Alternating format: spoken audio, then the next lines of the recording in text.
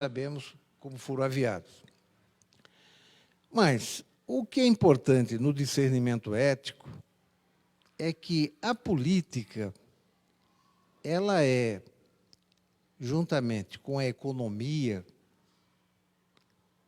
talvez as instâncias mais importantes para organizar a vida da sociedade no mundo moderno. Talvez tenha sido desde sempre, mas não com a força que tem hoje. E o grande problema da política e da economia é que, quando elas se autonomizam totalmente da vida humana, virando uma espécie de departamentos inteiramente independentes, aí a vida humana tem problemas. A economia, como autossuficiência dos mercados, ou a política com autossuficiência dos políticos, isso não se compraz com a sociedade humana, que pressupõe ou requer atendimento de necessidades básicas da sobrevivência. Vejam, economia e política não são disciplinas que se apliquem, por exemplo, aos animais. Os animais não fazem política, nem fazem economia. As espécies criadas nos 5 primeiros dias da criação são espécies dotadas de códigos genéticos que estabelecem formas de agir e de se comportar dos indivíduos dessas espécies, de forma a provê-los de requerimentos, de meios indispensáveis à sobrevivência. Mas só a espécie humana, ela requer política e economia para que a sua sobrevivência se garanta. Vou usar uma imagem que está, de certa forma, implícita na Caritas in Veritate, que é a encíclica do Papa Bento XVI, também nas encíclicas do Papa Francisco, mas uma imagem que é muito forte. Vejam, se vocês olharem a natureza, os pássaros, as raposas, as águias, os animais todos das espécies mamíferas e outros mais, até os insetos, as abelhas, elas têm capacidade de construir os seus habitats, as suas casas de moradia, de prover-se de alimentos, de vestir-se nas noites frias, de cuidar dos indivíduos que nascem, dos recém-nascidos, de forma absolutamente natural. E, por incrível que pareça, a criatura que é criada no 6º dia, que é a mais complexa do ponto de vista das capacidades naturais, porque ela é dotada de uma consciência que tem condições de discernir, de liberdade e de capacidade de agir, de trabalhar. No entanto, é a criatura mais débil comparada com todos esses mamíferos que eu citei aqui, é a mais débil do reino das criaturas, do ponto de vista de uma economia humana. Ela é débil porque ela não tem capacidade de prover a sua habitação, prover a sua alimentação, prover a sua locomoção, prover, enfim, os meios essenciais de proteção, agasalho, teto, etc., que as outras espécies são capazes de fazê-lo. Então, essa razão, digamos assim, primordial, coloca a criatura humana no centro de uma necessidade ética, porque a necessidade ética é a necessidade de agir com vistas a fins que são úteis e necessários à provisão da vida. Então, a espécie humana é a única que entra nesse rol. Portanto, é a única que requer uma economia e que requer uma política que administre os recursos da casa comum, primordialmente para garantir que a própria espécie se reproduza, que a própria espécie se mantenha viva e cumpra, como espécie humana, finalidades que são precípuas dessa espécie. Portanto, se não houvesse razões outras que não de natureza filosófica, teológica, eu diria que essa razão primordial, a gente teria que colocar, a espécie humana é uma espécie peculiar. Ela precisa de meios e formas e modos de proteção, cuidado, locomoção, etc., sem o que ela é tão débil que ela pereceria nos primeiros meses. Vejam que os pássaros, eles têm nos seus ninhos, provavelmente, uma dependência de alimentação e de agasalho, etc., de dias. Não é o caso da espécie humana. A espécie humana precisa de teto, agasalho, cuidados, etc., de um período muito mais longo. Então, essa razão ética essencial, que o documento do Vaticano diz, o ser humano é um ser relacional. É um ser que se relaciona em liberdade e, como ser relacional pessoa, ele precisa de economia e política para garantir a sua sobrevivência. Bom, mas vamos sair desse plano bem genérico para um plano mais específico e ver se essas condições de reprodução da vida humana em sociedade, elas estão sob risco nas condições objetivas do século XXI, porque a gente acha que isso já teria sido resolvido de longa data e sem necessidade de se estar colocando essas coisas agora. Mas vamos ver que não é bem assim. As condições de reprodução da vida humana em sociedade, elas são permanentemente repostas em cada tempo da história. E, portanto, nesse tempo que nós estamos vivendo agora, nós vamos ver que algumas questões vão ser postas, não vou entrar diretamente aqui agora. Primeiro eu vou considerar por que essas eleições gerais são um momento especial para que a gente cuide de aplicar esse discernimento ético. Primeiro, eu coloquei a ideia de que as eleições, elas não são completamente normais. Eu diria que, pelo menos por 3 razões. Eu achava que eram 3 razões, depois eu fiquei matutando. Tem uma quarta que está me incomodando e eu não tinha falado. Mas 3 razões.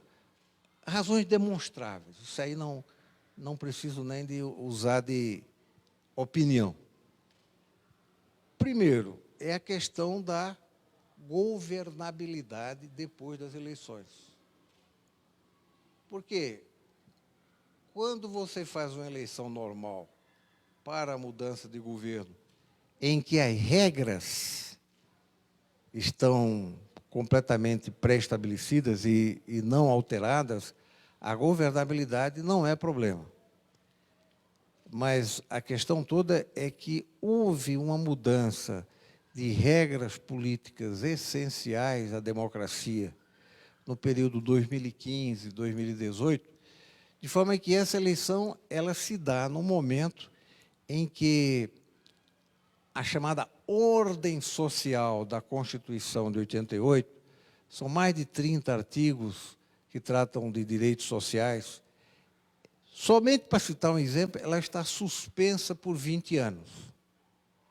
Então, isso já coloca um problema político, e esse problema político tem a ver com o que eu falei anteriormente. A ordem social é o lugar na sociedade moderna que se cuida de construir as normas para complementar ou para garantir que as condições de vida dos mais débeis sejam provisionadas por ação de Estado, ou seja, parcialmente provisionadas. Então, no momento em que vem uma emenda constitucional, a emenda 95 de 2005, que suspendeu o sistema de seguridade social por 20 anos, no sentido do orçamento que já existia desde a Constituição, a gente fica com aquela pergunta, bom, e como será a saúde pública nesse novo sistema? Já que não se pode provisionar recursos acima da inflação, não se pode crescer a oferta de serviços de saúde. E como fica a segurança pública? E como fica a assistência social? E como fica o seguro-desemprego na situação de desemprego aberto tão grave que nós temos? Então, vocês percebem que aplicar princípios éticos à realidade não é uma coisa de abstração pura, é uma coisa de leitura do que está em jogo. Porque nessa sociedade brasileira do século XXI, o que foi? A Constituição criou, a partir do orçamento da Seguridade Social, um complemento de garantia de direitos sociais, na presunção, porque complemento, a presunção é que os mercados autossuficientes não são capazes de atender aquelas clássicas situações que na Bíblia a gente chamava dos órfãos, das viúvas, dos estrangeiros, dos migrantes, etc. E aqui são os doentes, os educandos, os que estão sob risco de desemprego, os que estão carentes de assistência aos idosos, aos inválidos, enfim, são os direitos do rol da Seguridade Social e da educação básica. Como essa eleição se realiza na presunção de que o eleito não tem como mexer na situação, porque ela já foi mexida antes, mas os eleitores não se pronunciaram sobre isso, só por isso essa eleição já tem uma certa anomalia de governabilidade. Será que o eleito vai continuar esse programa do governo Temer de supressão ou de redução de direitos sociais com essa forma que foi feita na emenda 95, ou ele vai ter que fazer um outro arranjo de natureza política? Também, essa eleição não é normal, mas o fato dela não ser normal não significa que ela não seja importante. Eu diria que ela é extraordinária. Ela provavelmente é um filhote que, uma vez consumado, certamente requererá novas etapas, novas consultas, novas formas de participação política, provavelmente através de plebiscito e referendo, tendo em vista resolver alguns impasses que foram criados nesse período crítico. Mas a segunda razão pelo qual essa eleição também não é muito ordinária, no sentido de comum, é que ela é precedida por várias mudanças, como eu já mencionei, a emenda 95 é uma delas, mas mudança nas relações de trabalho, mudança nas relações fundiárias, mudança nas relações financeiras, mudanças na própria ordem social, como eu já mencionei, todas elas executadas a toque de caixa, no período 2015 e 2018, sem consulta popular. A história nos mostra que esses processos eles se dão de forma muito extraordinária. A última vez que houve, num período de 3, 4 anos, tanta mudança na ordem jurídica antes de uma eleição, foi no período 1964, 1967. E a eleição que estava no meio, a eleição de 65, foi adiada para 66 e nunca se realizou, porque a eleição virou indireta para presidente da República e governadores e só foi ser mudada depois. Mas, né, nesse caso, houve um golpe militar clássico. E no golpe militar clássico se mudou o sistema tributário, o sistema previdenciário, a própria Constituição foi mudada, o sistema monetário, mudou-se tudo. Né? Bom, aí vinha a eleição de 65, Juscelino Kubitschek era candidato, provavelmente, a partir daquela eleição, você teria, pela consulta popular, um aval ou não aquelas mudanças aceleradas feitas no período.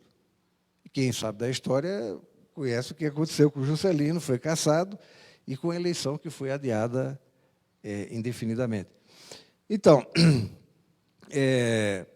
mas há um terceiro elemento que está na cara, ou seja, nós estamos num momento de crise econômica, social e política agudas ou retroalimentadas, e a população, na eleição, ela quer respostas, pede respostas.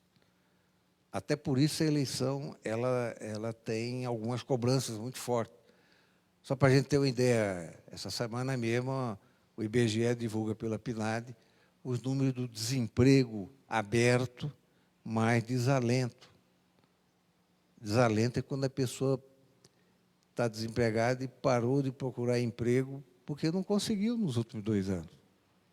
Então, o desemprego aberto e o desalento na faixa dos 18 pontos percentuais da população economicamente ativa. São 18 pontos percentuais de 103 milhões de brasileiros. É muita gente.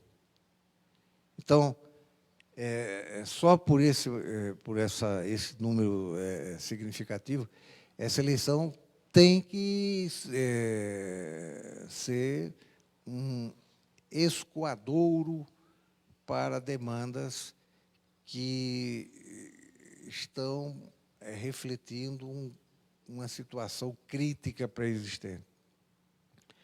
Bom, eu achei que apresentando esses 3 elementos, a questão da governabilidade, a questão das mudanças estruturais que foram feitas de forma, digamos assim, aceleradas no governo Temer, de forma, eu acho, inconstitucionais, e a existência de uma crise tríplice, seria suficiente para mostrar que as eleições são extraordinárias. Mas depois eu comecei a pensar, bom, está faltando uma coisa aqui.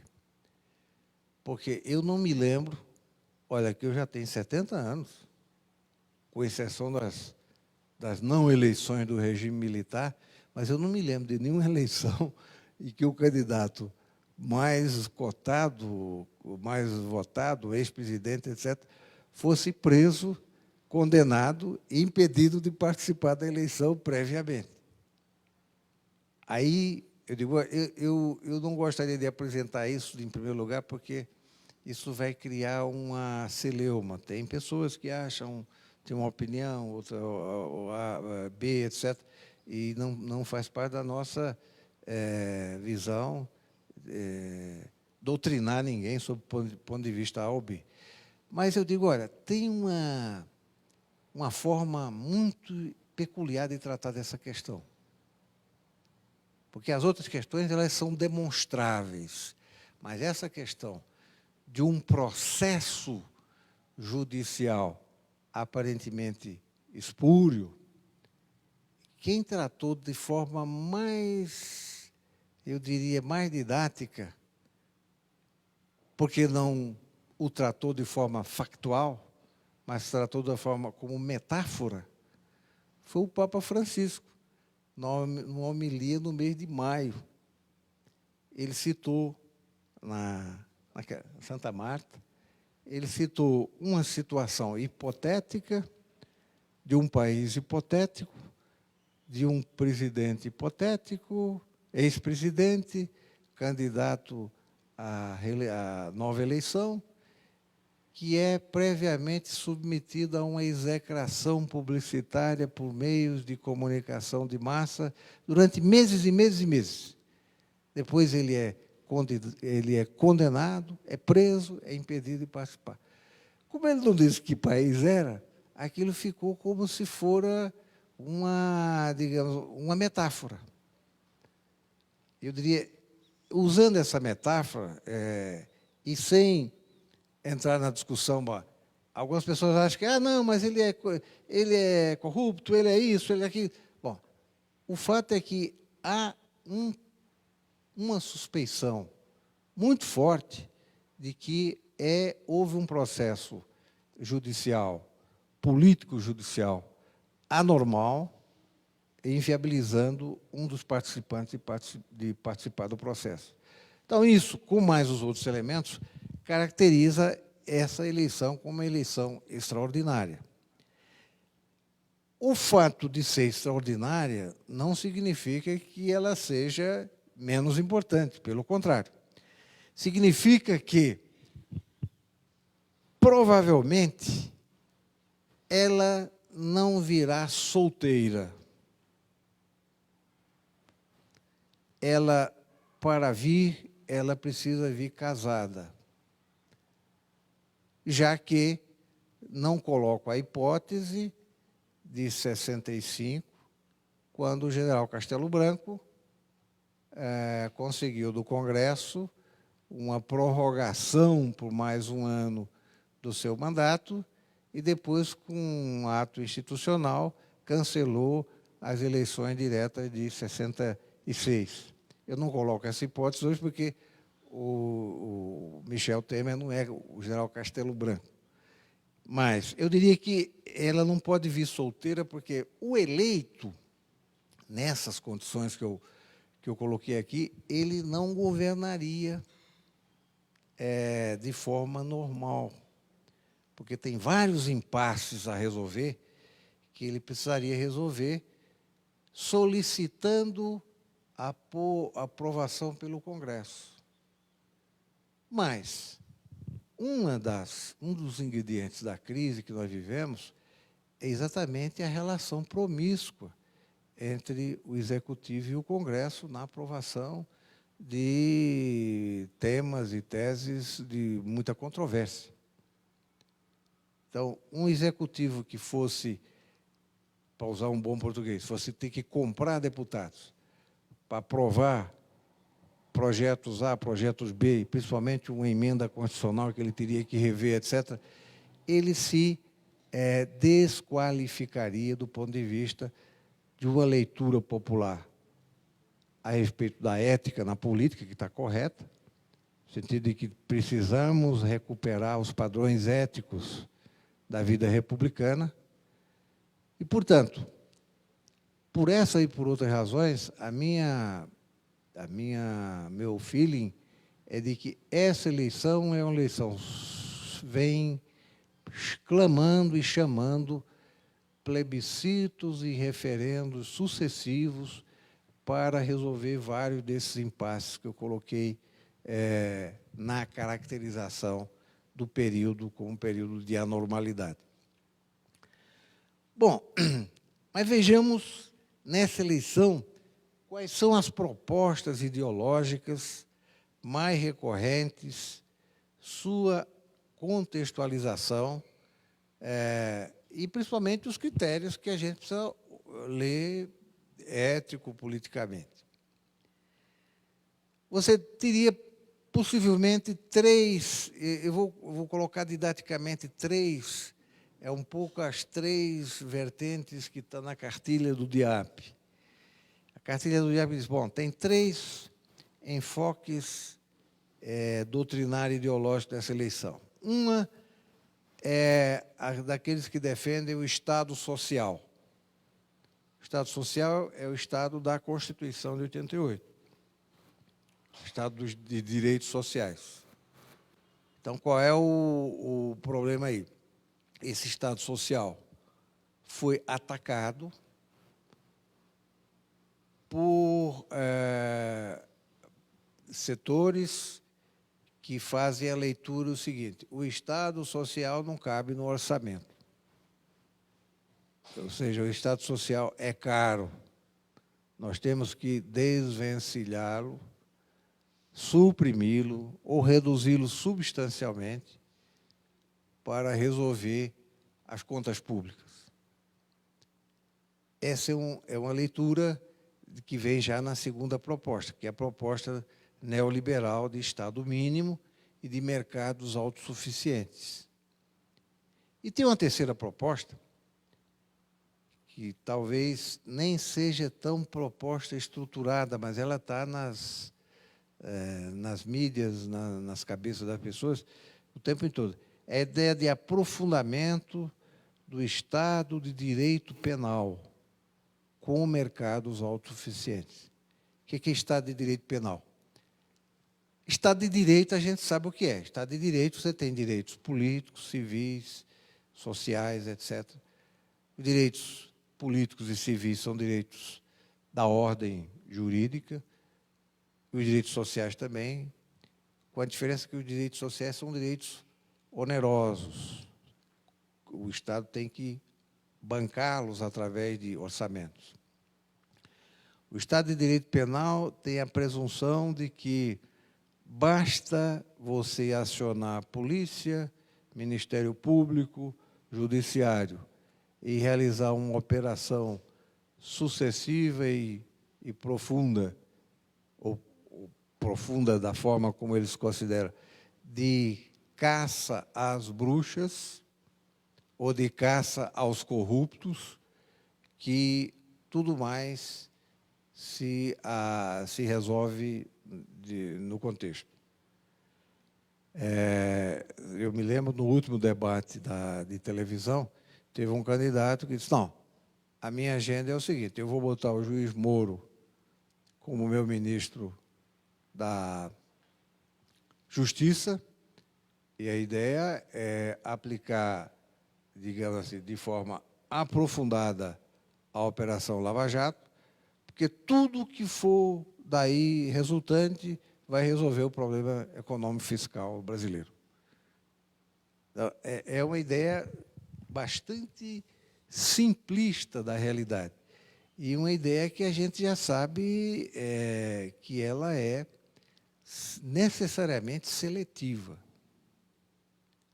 Porque nós estamos há 3 anos da Operação Lava Jato. Eu pergunto para vocês, qual foi o banco ou a instituição financeira que foi objeto de vasculhagem da Operação Lava Jato? Nenhum. E eu pergunto para vocês, numa sociedade complexa como é a brasileira, num sistema financeiro complexo como é o brasileiro, o mercado de capitais complexo como é o brasileiro, será que esse mercado de capitais, esse sistema bancário, é completamente isento da lavagem de dinheiro, da sonegação fiscal, de desvio de recursos para o exterior? Ou esses crimes não são objeto da Lava Jato e de qualquer outra operação parecida? Então, mas voltando às propostas aqui. Vamos ver essas propostas. Eu não gostaria de identificar candidatos, mas vocês certamente podem ver. Mas vamos ver sobre o aspecto dos critérios ético, político e econômicos que eu mencionei anteriormente. A ideia do Estado social é uma ideia que todo mundo aceita, mas refuga na hora de aplicar. A ideia do Estado social, que tenha de garantia de direitos sociais, tenha um sistema de saúde ativo e funcional, que dê acesso a todos, principalmente aos mais pobres, isso todos aceitam. Agora, na hora de você falar no provisionamento desse sistema, porque esse sistema não funciona gratuitamente. É gratuitamente para o cidadão, mas para a sociedade ele tem que ser objeto de contribuições e tributos específicos. Então, as pessoas recuam. Então, acho que a gente precisa um pouco amadurecer a nossa mentalidade, até dentro da igreja, né? Eu já vi, muitas vezes, até pessoas dizerem, olha, eu sou favorável aos direitos sociais, mas eu sou contra que esse golpe cobre tributo para isso. Mas como pode existir direito social sem recursos que provisionem? Né? Isso é uma questão que a gente precisa ter. Como é que você pode ter um sistema de previdência social que dê acesso a gente muito pobre, que não pode pagar, se não tiver provisionamento? Então, portanto, a questão de reforma tributária e reforma do sistema de seguridade social são irmãos, não vou chamar siameses, mas univitelinos, ou seja, eles têm que se completar, né, para poder gerar um estado social equânime e eficaz. Esse é um debate que vai provavelmente estar na agenda, mas meio por a metade.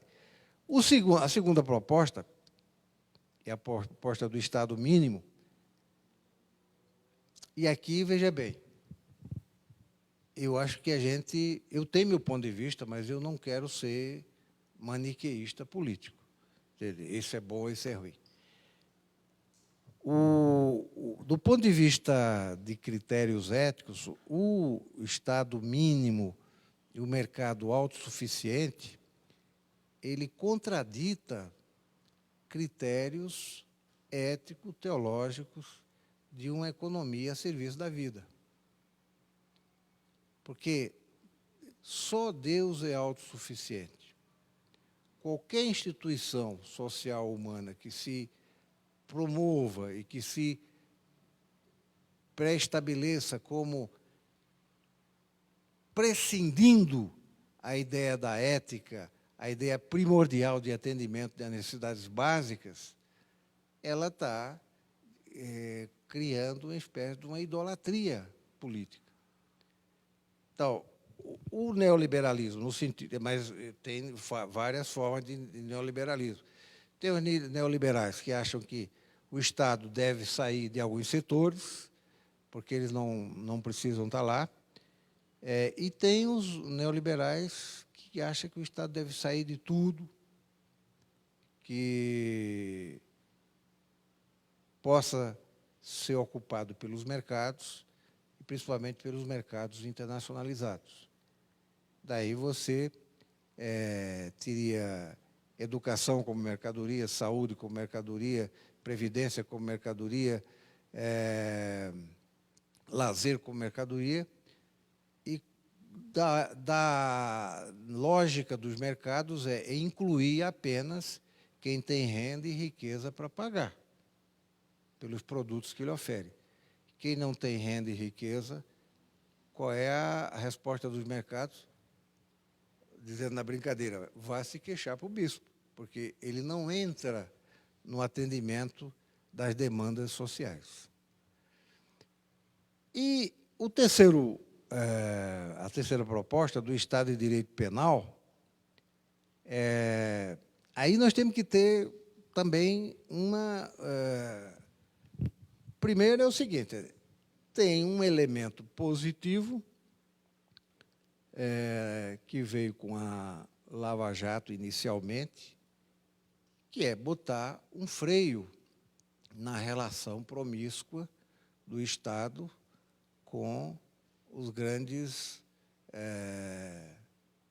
as grandes empreiteiras e contaminando também a vida político-partidária. Isso é um elemento positivo. O elemento negativo é que isso foi manipulado seletivamente para atingir determinados setores, determinados grupos políticos, e outros ficando à margem de qualquer, digamos assim, de qualquer curiosidade investigativa.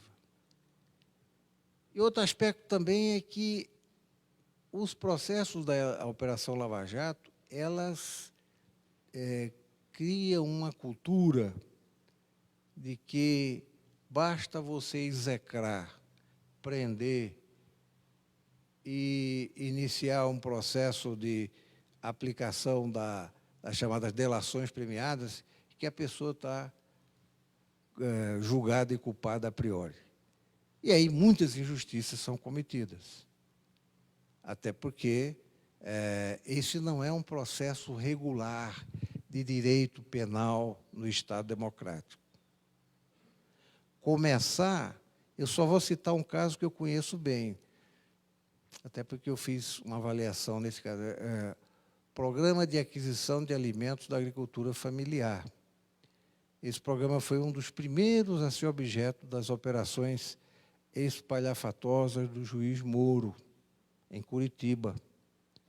Foram presos algumas dezenas de camponeses e funcionários da Conab, isso em 2013, acusados de desviar recursos públicos.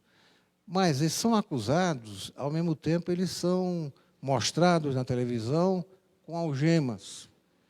Essas pessoas, depois de 4 anos, todas elas, sem nenhuma exceção, mas depois de 4 anos, foram absolvidas, porque se constatou que nenhum crime havia sido cometido, mas apenas irregularidades administrativas. O programa de aquisição de alimentos é aquele que comprava alimento do agricultor familiar e entregava para o lado dos velhinhos. O que acontecia? O sujeito entregava, mas faltava o chuchu, ele entregava abóbora. Tudo de boa fé. Dentro dos preços, né? Era uma irregularidade administrativa. Cada família tinha direito a R$ 4.300 por ano de compras garantidas dentro desse sistema. Pois bem, só para sintetizar, essa operação foi conduzida pelo juiz Moro.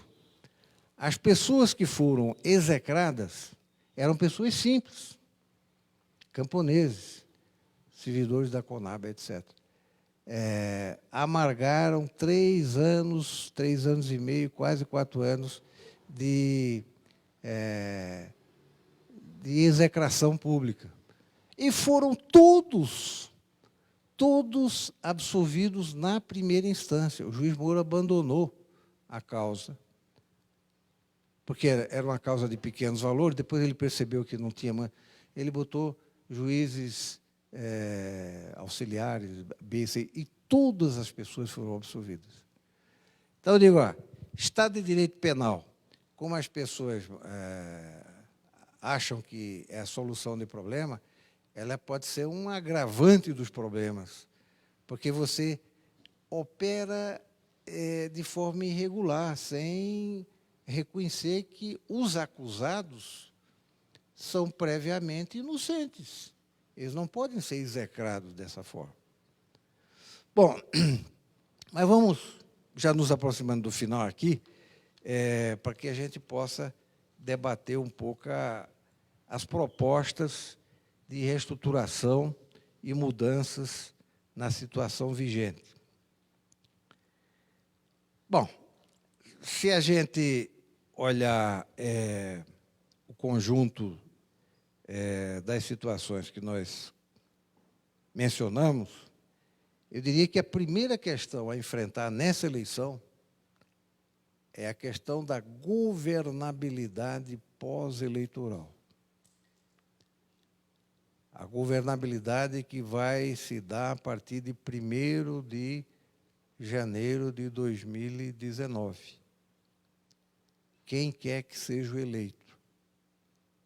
E aí, veja só, evidentemente, se é um eleito na contramão do que o governo Temer fez, ele vai ter que apelar para os instrumentos da democracia direta. Se é um eleito na linha daquilo que o governo Temer realizou, mesmo assim, os 3 anos e meio que ocorreram de mudanças profundas na ordem social, eles deixaram um vazio que requer mudanças significativas que resolvam os problemas. Não tem mais quem quer que seja um neoliberal, seja alguém do Estado de Direito Penal, etc., ele vai ter que se defrontar com um problema grave do desemprego, do desalento, nos níveis em que se encontra, e não dá para se aplicar receituários ortodoxos que não deram certo. Né? Então, a governabilidade é uma questão que está posta e que provavelmente vai suscitar ações significativas ainda no primeiro semestre de 2019. O segundo elemento que talvez seja comum a todos esses três propostas em discussão é a questão da PEC do teto. A PEC do teto, ela manieta as mãos do futuro governo, qualquer que ele seja. Se ele for um adepto da segurança pública radical, não tem dinheiro para a segurança pública. Se ele for um adepto do Estado social, não tem dinheiro para direitos sociais. Então, eu acho que a revogação da PEC do teto, que, aliás, não é PEC, é emenda constitucional, emenda 95, é um dos assuntos que está fortemente na agenda. Terceiro ponto, que eu acho que me parece importante do ponto de vista de uma reflexão de bases de igreja, é comprometer candidatos ou inquirir candidatos sobre a agenda de proteção social básica. A agenda de proteção social básica tem a ver com o chamado orçamento da Seguridade Social. Você perguntar ao candidato, bom, qual é a sua posição sobre a reestruturação do orçamento da Seguridade Social? E ele não souber nem o que é isso, eu digo, espera aí, vai estudar, porque esse é um tema essencial a você ter remédios para o desemprego, você ter remédios para a saúde pública, etc. E se você não tiver alguma proposta nesse campo, está faltando. Né? Outra agenda que me parece importante comprometer é com a questão da geração de emprego formal. Não basta ter emprego de qualquer natureza, tem que ter emprego com garantia de direitos básicos. Portanto, o programa de governo, ou o programa, tanto federal como estadual, que não tenha nenhuma de sinalização na linha de geração de empregos, de forma consistente, é algo que faz falta. Por último não, antes do último aqui, principalmente para o Distrito Federal, nós temos uma questão hídrica, ou talvez hídrico-ambiental, que não está resolvida. Ela não é exclusiva do Distrito Federal, ela afeta, em geral, as bacias hidrográficas do país inteiro, que são cobertas por grandes plantações de commodities, mas é um tema que está na agenda urbana, as pessoas sabem o que é falta d'água, e falta d'água que pode se repor de forma até mais grave. Por último, a questão do enfrentamento da mobilidade urbana.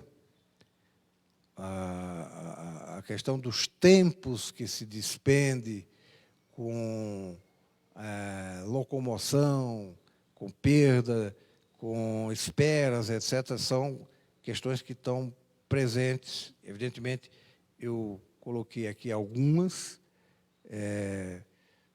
Tem questões de nível federal, de nível distrital, mas, em Brasília, as questões de nível federal, elas terminam virando questões de nível distrital também, né?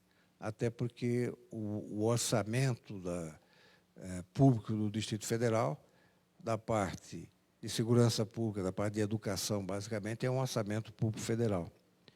Bom, eu não sei se fui exaustivo, não é para ser exaustivo, isso aqui é apenas um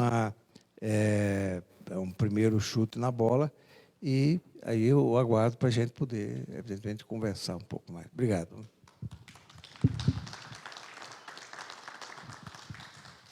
A gente agradece ao Guilherme Delgado essa exposição e lembra que a gente tem um break, um coffee break, um lanche ali servido lá fora, e vamos ter aí 10 minutinhos para a gente fazer um lanche e depois retornarmos para uma fase de mais interação, de diálogo, né? Eu queria lembrar que esse é o primeiro encontro que a gente está fazendo descentralizadamente. A Comissão Justiça e Paz da Arquidiocese, todo mês, realiza uma espécie de ciclo de painéis, de debates, que a gente chama de Conversas de Justiça e Paz, lá no auditório da Cúria, lá no auditório Dom José Freire Falcão. Toda primeira segunda-feira do mês, às 19 horas, lá no auditório.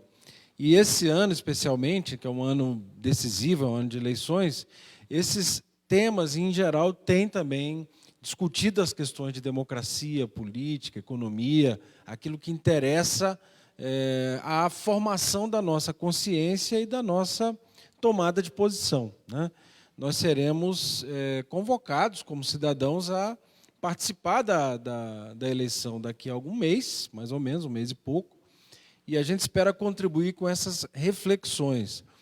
Já fizemos um especificamente sobre as regras do processo eleitoral.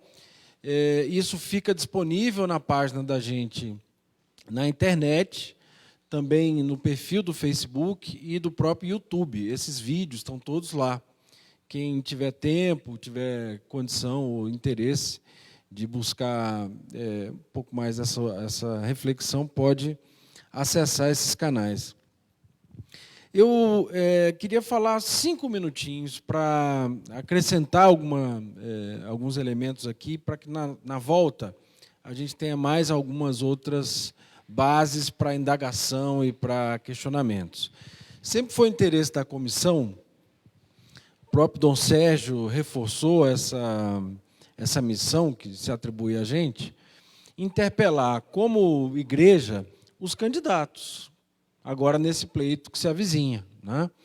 Então, a ideia da gente, em vez da gente fazer alguma coisa buscada exclusivamente numa reflexão pequena, interna, de comissão, a gente buscou essa vinda às paróquias. Né, vamos sair do nosso espaço próprio de reflexão, vamos ouvir o que as pessoas estão interessadas em perguntar.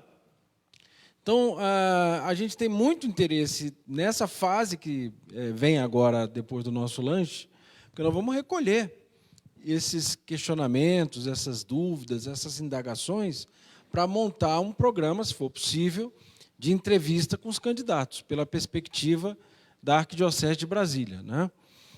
E a gente lembra, o próprio Zé Carlos, no começo aqui da nossa tarde, lembrou que esse ano parece que tem uma tendência de uma espécie de fuga do processo eleitoral, né? Hoje mesmo tem no Correio Brasiliense uma pesquisa que indica que mais de 50% dos eleitores ou não votariam, nem compareceriam à urna, ou vão votar branco e nulo. Isso tira muito aquilo que o Guilherme já estava colocando aqui, a necessidade de um depois da eleição. Quer dizer, não só esgotar a escolha dos cidadãos no âmbito local, no âmbito nacional, no momento da eleição, mas o que é que vem depois? Com que força virão aí os eleitos para governar, no momento em que a sociedade está polarizada, está muito descontente com a política, desencantada com os políticos, né? Mas a gente não pode zerar o jogo e dizer fecha tudo e vamos para o estado de natureza, cada um se vira, né? A gente não tem mais essa opção. A gente precisa que a licitação seja feita para consertar a rua que está esburacada, para botar merenda na escola, para botar remédio e insumos nos hospitais, para botar transporte público na rua. Não é a gente que vai fazer isso diretamente, e muito menos o mercado. É o próprio Estado, suas estruturas, né? E isso é preocupante. Portanto, uma lembrança aqui, né, em relação a essa tendência de fuga, de que isso não, eventualmente, melhorará o quadro que vem do processo político, que vai se desdobrar no ano que vem com a posse dos candidatos. Pode piorar bastante. Candidatos eleitos com 30%. Governadores de Estado podem ser eleitos com 30% dos votos. Presidentes da República podem ser eleitos com pouco mais de 30% dos votos. Do total de votos, claro, né? Total de eleitores do Brasil, né? Porque se você tira metade, a maioria da outra metade é isso aí. Pouco mais de 25, 30 e poucos, né? Bom, então, assim, a ideia do voto consciente, claro, esse é um momento para a gente levar em consideração essas reflexões e mais um dos momentos para a gente aprender, aprofundar a informação que a gente tem. Porque eleitor precisa votar de modo consciente, não é isso? A eleição não é um favor, o voto não é um favor, é parte da nossa expressão como cidadão consciente. Mas, para ser consciente, precisa buscar essa informação também, né? A campanha esse ano é curta. Ela vai ter, na televisão, só 30 dias, 30 e poucos dias, né? E entre candidatos nacionais e locais. Então, na verdade, você vai ter metade para discutir as questões da cidade, do Estado, metade para discutir as questões da nação, 15 dias de propaganda nacional, né? No máximo 20. Né? Então, a preocupação com fake news, que é uma palavrinha da moda também, com essa emergência das redes sociais, também devia estar na nossa preocupação, quer dizer, nesse raio de interesses como cidadãos, né? Porque se publica tudo. Qualquer coisa, você chega aqui, você dá um clique, e aquilo já correu o mundo inteiro sem confirmação da veracidade ou não. Isso parece que vai piorar muito esse ano ainda, né? Os candidatos ainda não se mostraram completamente. Aconteceu ontem um segundo debate nacional e aqui no DF aconteceu somente um debate ainda, né? Eu comecei a ler os programas, não sei se vocês já leram os programas dos candidatos, mas o debate é para isso, eles têm que expor aquilo lá. Vai dar tempo, não vai dar tempo, a gente precisa ir buscar melhor essas informações, né? Então, contamos bastante com o interesse e a participação de todos vocês para nos ajudar, enquanto comissão, a montar uma boa forma de interpelar os candidatos, que seja realista, que não seja só da nossa cabeça, de pessoas que ali representam o interesse da arquidiocese de ter uma inserção nas questões de justiça, nas questões de segurança, nas questões da paz social, mas que reflita o pensamento da própria comunidade católica aqui do Distrito Federal. Então, nessa segunda parte aqui do nosso encontro, eu gostaria de pedir encarecidamente que todos, enfim, todos os que queiram, elaborem suas questões, venham aqui, façam as questões que nós vamos tomar nota, vamos registrar e depois vamos levar isso em conta na hora de interpelar também os candidatos ao Distrito Federal, ao governo, também aos cargos de Senado, etc. Vamos ver de que modo a gente vai encaminhar isso, né? Portanto, muito obrigado, então, até aqui pela atenção. Todos convidados ali para um lanchinho. Em seguida, a gente retorna, daqui uns 10 minutos. Obrigado.